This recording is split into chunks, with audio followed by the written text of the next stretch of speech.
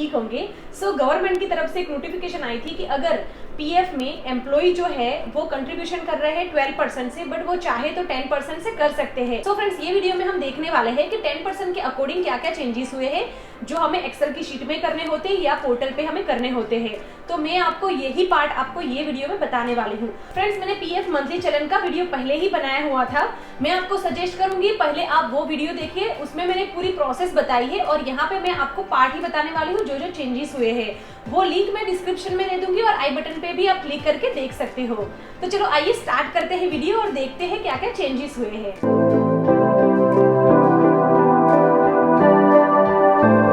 ECR भरने से पहले हमें मोस्ट इंपोर्टेंट जानना वो जरूरी है कि पीएफ के कंट्रीब्यूशंस कैसे होंगे।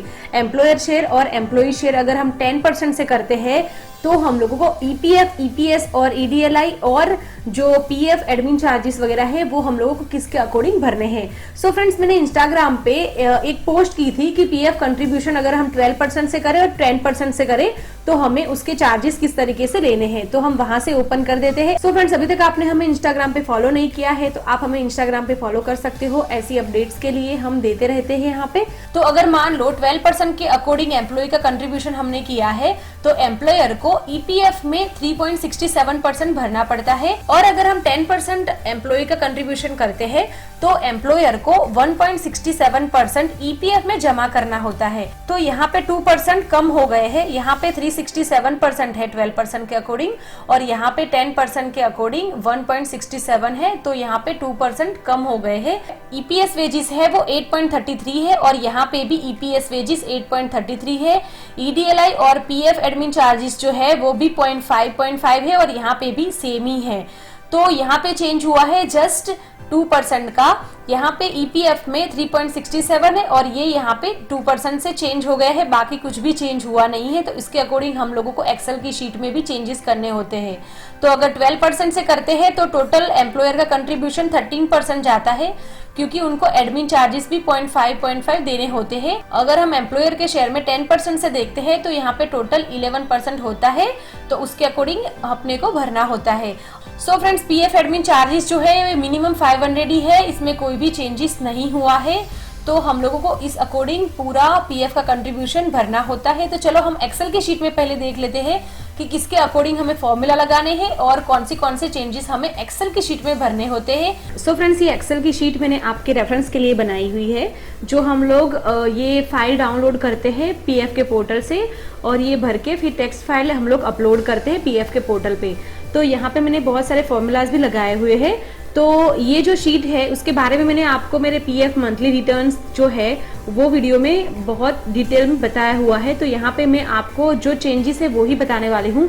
फ्रेंड्स, यहाँ पे हमें UN number, member name and gross salary डालनी है और इसके बाद में ईपीएफ वेजेस डालना है। नीचे मैंने आपके रेफरेंस के लिए सब डिटेल्स डाली हुई है तो आप इजीली अंडरस्टैंड कर सको। और यहाँ पे फ्रेंड्स आपको ईपीएफ वेजेस डालने हैं, जहाँ पे आएगा बेसिक प्लस डीए जो डियरनेस अलाउंस है वो आपको यहाँ पे डालना है। इसके बाद में हमें डालना है ईपीएस वेजेस। ईपीएस वेजेस जो है वो भी आपको बेसिक प्लस डीए ही डालना है।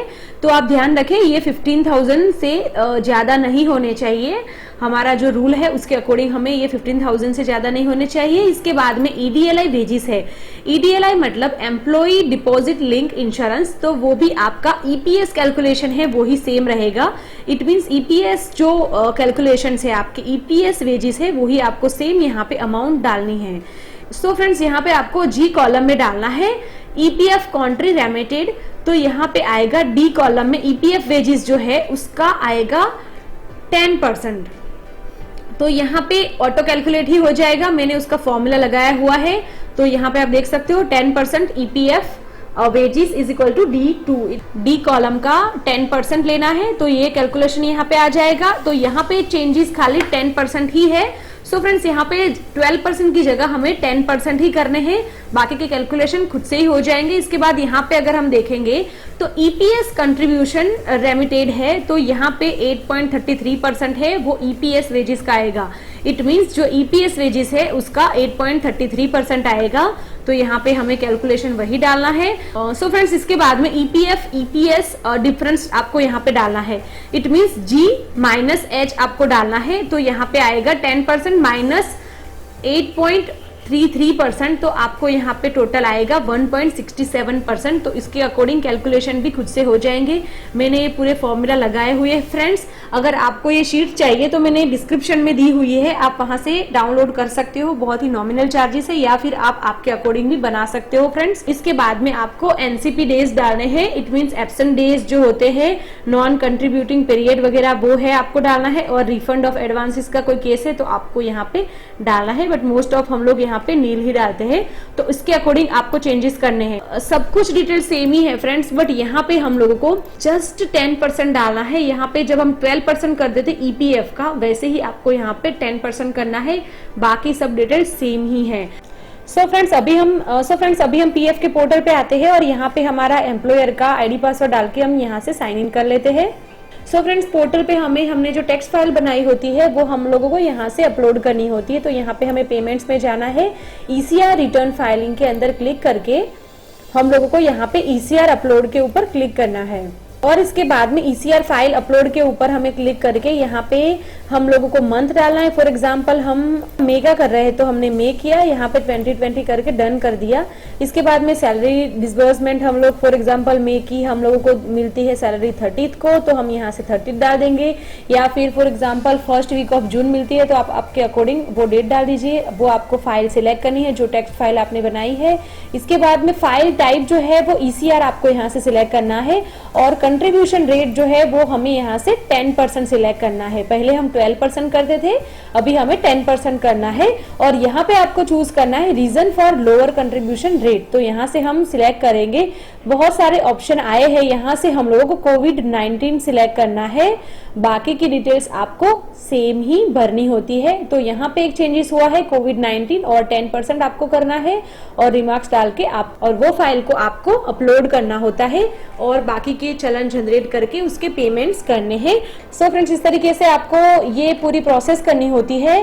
बाकी की जो आगे की प्रोसेस है, चलन जनरेट करना, आगे का पेमेंट करना है, वो मैंने मेरे प्रीवियस वीडियो में आपको डिटेल में बताया हुआ है। तो यहाँ तक ही चेंजेस थे तो मैंने ये डिटेल में आपको बता दिया है। अगर फिर भी आपको कुछ क्वेरी है, आपका कोई कंसर्न है तो आप हमें कमेंट कर सकते हो, हम हमेशा ट्राई करते हैं रिप्लाई करने का। फ्रेंड्स अगर आपको हमारे वीडियो से थोड़ी हेल्प हुई हो तो प्लीज कमेंट बॉक्स में जाके आपकी रिव्यू जरूर देना, एटलीस्ट गुड जरूर लिख देना। हम लोगों को इंस्पिरेशन मिलता है आपकी कमेंट से।